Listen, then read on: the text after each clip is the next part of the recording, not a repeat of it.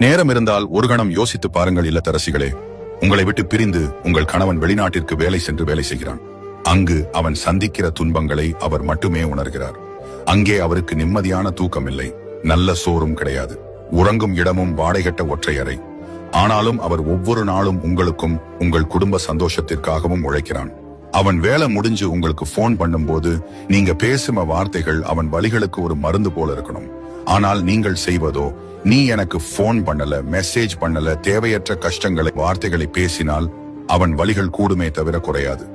உடல் வலியுடன் மனவலியும் சேர்ந்து வரும். நீங்கள் பேசும் ஒரு நிமிஷம் அவருக்கு ஒரு நாளின் ஆறுதலாக இருக்கும். நீங்க நினைவில் வையுங்கள், அவன் வாழ நினைக்கும் வாழ்க்கையை மறந்து நிம்மதியை இழந்து உங்களுக்காகவும் பிள்ளைகளுக்காகவே அவன் ஆசைகளை இழந்து வாழ்கிறான். ஒரு உண்மை கதை. ஒருவன் 28 வயதில் வெளிநாட்டில் வேலைக்காக சென்றான். அவன் அங்கே தனிமையில் துன்பப்பட்டான். நல்ல தூக்கம் இல்ல, உணவு இல்ல. ஆனாலும் மாதம் 50,000 ரூபாய் அனுப்பினான். வெளிநாடு செல்ல கடன் வாங்கியதை அடைகிறான், தன்னோட தேவைக்கு தேவையை எடுத்துக்கொள்ளாமல். ஒரு நாள் வீட்டுக்கு திரும்பினான். அவன் மனைவி, அவன் குழந்தைகள் எல்லோரும் கேட்டது ஒரே கேள்வி, எனக்காக நீ என்ன செய்தாய்? அந்த கணத்தில்தான் அவனது எல்லா தியாகங்களும் காற்றில் கறந்தது போனது. இத்தனை ஆண்டுகள் அவன் கஷ்டங்கள் எங்கு சென்றன என்றே தெரியாமல் போயிடுச்சு. அவன் துன்பப்பட்ட வாழ்க்கை துன்பத்தில் முடிந்தது. இதை போல உங்கள் கணவர் வாழ்க்கையை தியாகமாக இருக்கிறது. நினைவில் கொள்ளுங்கள், எல்லாரும் வெளிநாட்டுக்கு சென்று சொகுசாக வேலை செய்வதில்லை.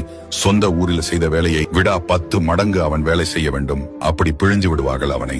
தயவு செய்து அவனுக்கு மன நிம்மதி கொடுங்கள். அன்பும் புரிதலும் பேசுங்கள். அதுதான் அவருக்கு உண்மையான வலிமை மற்றும் அவனின் வலிகளுக்கு மருந்து. மனைவிமார்களே, உங்கள் கணவன் உங்களை பிரிந்து சென்று நிம்மதியாய் இருக்கான் என்று தவறாக எண்ணாதீர்கள். அவன் உங்களை பிரிந்தும் கஷ்டப்படுகிறான். அவன் உங்களுக்காக வாழ்கிறான். அவருக்காக நீங்கள் சிரிக்கவும் புரிந்து கொள்ளவும் வேண்டும். மனதளவில் கஷ்டப்படும் அந்த ஜீவனை நன்றாக பார்த்துக் கொள்ளுங்கள். இனிமையாக பேசுங்கள். நன்றி. புதுமையுடன் பாரத் மோட்டிவ் ஃபியூல் BGM.